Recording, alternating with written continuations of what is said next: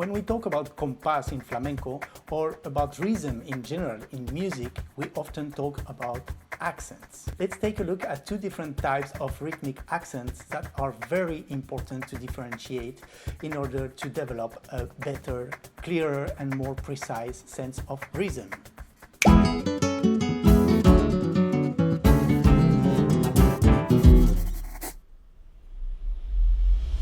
Hi, this is Guillermo Guillen for FlamencoMAPS. Welcome to my channel. Whether you dance flamenco, you sing, you play guitar, you play palmas, you play cajon, or you just love it and you want to better understand how it works, you must have a clear understanding of what metric accents and dynamic accents are, because this will help you to become rhythmically better alone, but also and especially in a group. When we speak, we emphasize certain parts of a sentence, certain syllables of a word, right? It makes our speech more expressive and our intentions clearer.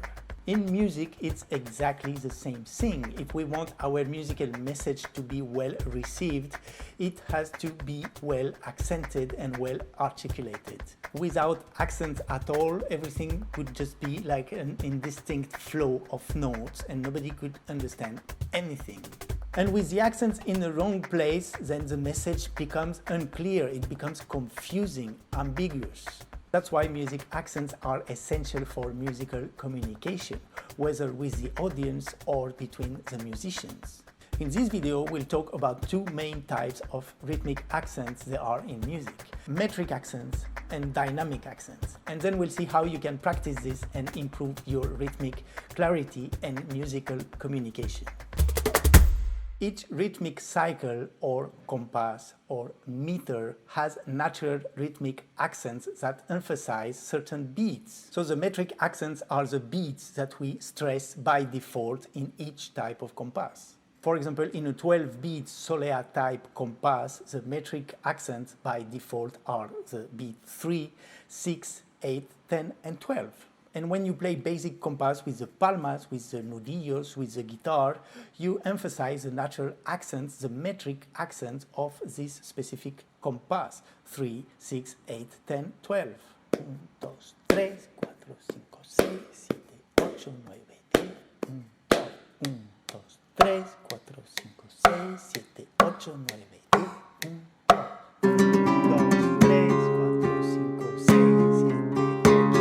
10.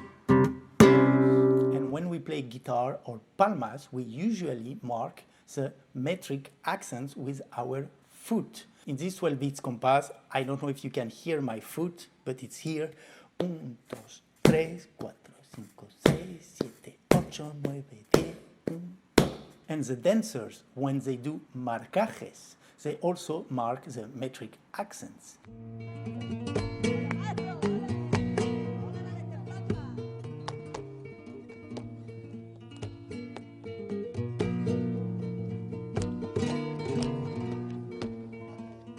Marcajes, marking the accents, it's kind of logical, right? The metric accents many times correspond to what I call the ground level of the compass, and I talk about this in this video. If I sing the soniquete of this compass, it's just boom, boom, pa, boom, boom, pa, boom, pa, boom, pa, boom, pa. The word soniquete has different meanings in flamenco, but for now, let's say that it is the phrasing, the rhythmic melody of anything. Okay, so the rhythmic accent gives us the rhythmic context, the framework, the global rule of the game for this specific compass. Now we have to differentiate this rhythmic cycle that we just played with the palmas and what we do in this framework. Because on this compass we'll have to dance, to play palmas, to play guitar, to sing, everything. That's why I like to use the idea of different layers of the rhythm, because what we do on top of the compass is just adding another layer. So let's take a concrete example, again with the 12-beat solea type compass. 1, 2, 3, 4, 5, 6, 7, 8, 9, 10. 1, 2. And now on top of this, we'll just sing simple binary subdivisions, tacas.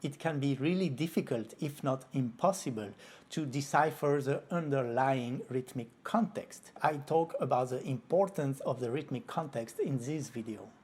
This is important.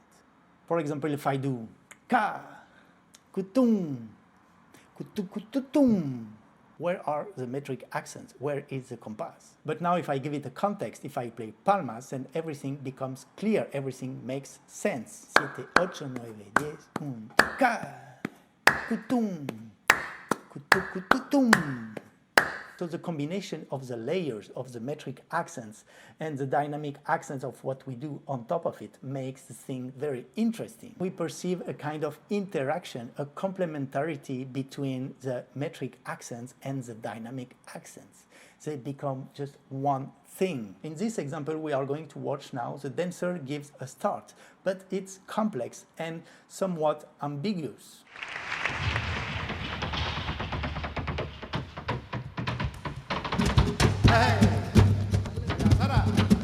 And this is the kind of thing that needs to be rehearsed in order to make sure that everybody will start on time in the right place of the compass. In this kind of situation, the musician needs a process of decoding the dance step in order to understand where it sits on the metric accents. But despite its complexity, this step is beautiful, right? It sounds great. It has a very nice sonicete. I said earlier that you can do anything rhythmically, that you can just put dynamic accents anywhere. So yes and no, because any rhythmic phrase must relate to the metric accents, even if it doesn't express them.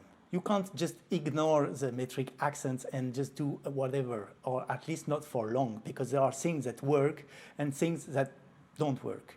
And it has to do with this interaction between the metric accents and what we do on top of them. Rhythm is an infinite playground, and you can very quickly get lost in very complex things that you don't really understand, and therefore you won't be really able to bring them to life. So when you learn flamenco, it's better to start with simple traditional things that stick to the traditional metric accents. And then little by little you can move away from them and do more and more complex things, but always understanding the relationship, the combination between metric and dynamic accents. There are many ways to practice this, such as accenting the contrast right after the metric accents. Again, in the 12 beat solea type compass, after 3, after 6, after 8, after 10, and after 12. 7, 8, 9, 10, 1, 2, taca, taca, taca, taca, taca, taca, taca, taca, taca, taca, taca, taca, taca, taca, taca, taca, taca, taca. You can also work on rhythmic shifts. They give new dynamic accents that make sense because they are based on repeating rhythmic cells. I've already published different videos with different exercises on these different topics. I put in the description of this video a section with all the links to the videos and exercises that are already available in this channel. So go and practice. Another very good thing to do for your practice is try to analyze your own material, your steps, your falsettas, your remate, your palmas patterns, everything. Try to see where the dynamic accents fall and try to understand why here and what is the musical effect. And for this, the tool counting the compass on your fingertips is truly magical, because you can really visualize the metric accents while singing the rhythmic phrase. And that's it for today. Thank you so much for watching. I hope it could help. If it helped, you can also help me by liking this video, sharing it.